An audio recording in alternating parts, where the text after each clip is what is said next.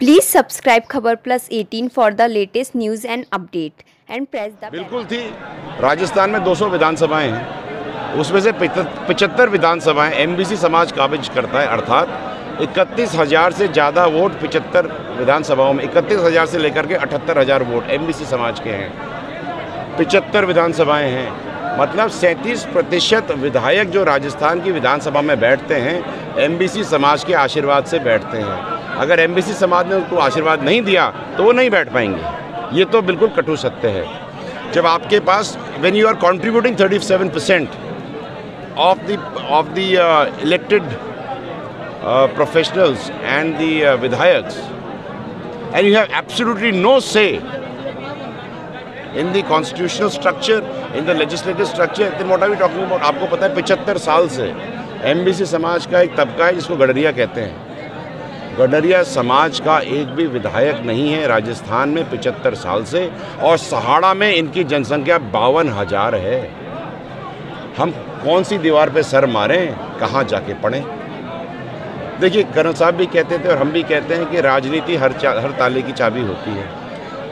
तो हमको चाबी चाहिए साहब, या तो हमको राजनीतिक हक दे दो, राजनीतिक हमारी चाबी दे दो, नहीं तो एमबीसी समाज 75 विधानसभाओं में ताले बदल देगा। ये बात स्पष्ट है। यात्रा में क्या ये भी वजन तोला? मेरे को जहाँ पर समर्थन चाहिए समाज का वो मुझे मिल चुका है, और समाज पूरे राजस्थान के राजनीतिक मानचित्र का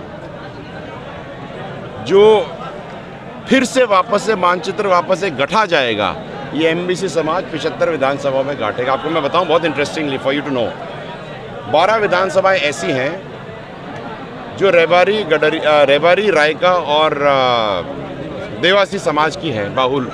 कहीं पर तो 72,000 वोट हैं इनके, और इस बार उनका एक भी रिप्रेजेंटेटिव विधानसभा में नहीं। इससे ज़्यादा विडंबना क्या हो सकती है?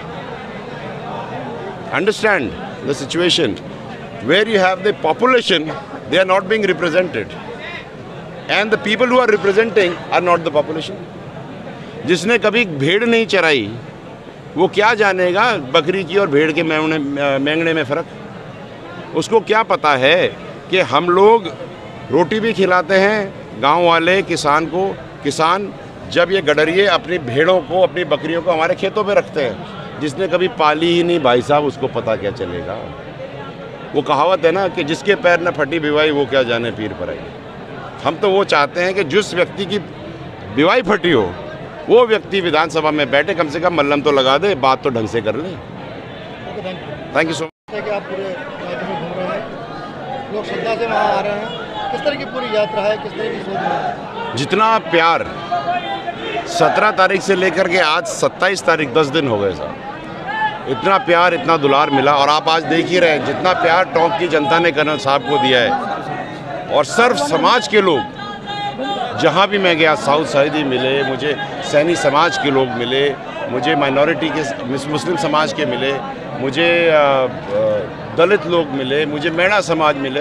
ऐसा कोई समाज नहीं है जो कर्नल साहब की विचारधारा से प्रभावित नहीं रहा हो।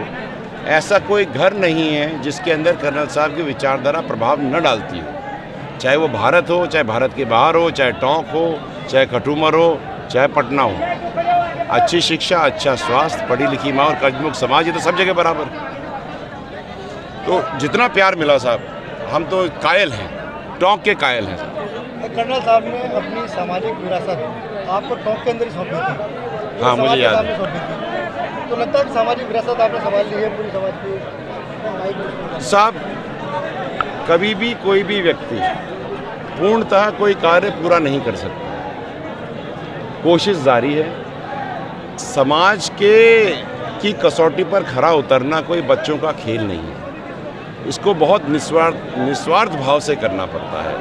और मैं जब से मैंने 2 मार्च को कर्नल साहब ने मुझे अध्यक्ष का पद संभलवाया था पिछले साल, मतलब इस साल, तब से मैं अब तक कार्य ही कर रहा हूँ।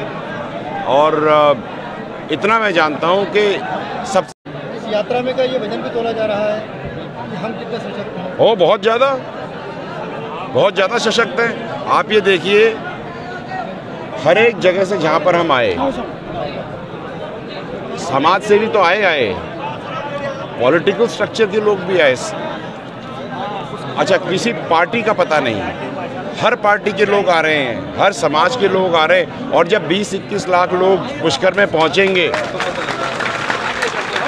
तो हमको अपने आप विदित हो जाएगा कि ऊंट किस करवट बैठेगा, कैसे होगा, क्या होगा।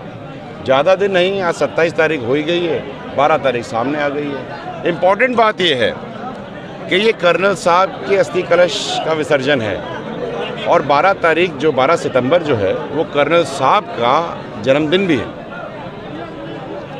जिस दिन कर्नल साहब का जन्म हुआ उसी तिथि को कर्नल साहब की आखिरी अस्थि का भी विसर्जन होगा। और 52 घाट हैं। चेहरे का उदय भी होगा जिसे आपका खुद का मानते हैं? नए चेहरे का उदय तो मैं नहीं कहूँगा, एक नई विचारधारा का उदय होगा, एक पॉलिटिकल हक मांगने का उदय होगा। आप देखो राजस्थान के परिवेश में, आप देखिएगा कि सब कहते हैं पार्टी पॉलिटिक्स होती है। नहीं, मैं मानता ही नहीं। राजस्थान में केवल कास्ट पॉलिटिक्स होती है, उसको पार्टी का लाजमा पहनाया दिया जाता है। कोई भी व्यक्ति जिस बाहुल समाज से होता है उसी बाहुल समाज का टिकट लेता है और जीतता है। इस पूरी यात्रा में सांसद साहब आपके साथ रहे? आज सांसद साहब हमारे साथ रहे, कल हमारे साथ इंदिरा मीणा जी रहीं, उससे पहले बयाना के रहे। सांसद साहब का आशीर्वाद और साथ तो हमारे साथ हरदम रहा है। कर्नल साहब के साथ पहले से थे, संघर्ष समिति के व्यक्ति पहले से ही हैं। लेकिन मैं ये कहना चाहता हूँ कि it is irrelevant of the parties. सांसद साहब बीजेपी से हैं, इंदिरा मीणा जी कांग्रेस से हैं, लेकिन विचारधारा दोनों की कर्नल साहब की विचारधारा है। ये विचारधारा की जीत है, ये विचारधारा का प्रवाह है। पॉलिटिकल पार्टीज़ का इससे कोई लेना देना नहीं है। आपके राजनीतिक उदय के अंदर लगता है सांसद साहब का समर्थन मिलेगा? वो तो सांसद साहब बताएं। Please subscribe Khabar Plus 18 for latest news and updates.